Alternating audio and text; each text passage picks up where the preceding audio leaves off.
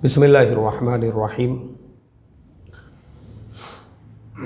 ये 3-4 मसाइल आए हैं यासर रोगनगर साहब इनकी तरफ से, तो हम सबसे पहले आपके पहले सवाल का जवाब देंगे, फिर दूसरे तीसरे सब अलग अलग देंगे आपको।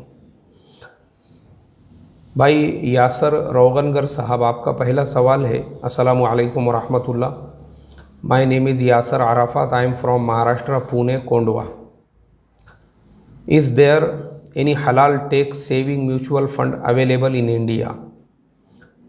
यासर भाई, ये चूँकि आपका एक फाइनेंशियल क्वेश्चन है, अब इसके बारे में आपको थोड़ा सा फाइंड आउट करना पड़ेगा। जहाँ तक मेरे नॉलेज में है तो बहुत सारी कंपनियां हैं ऐसी जिन्होंने शरई कंपोनेंट बनाया हुआ है।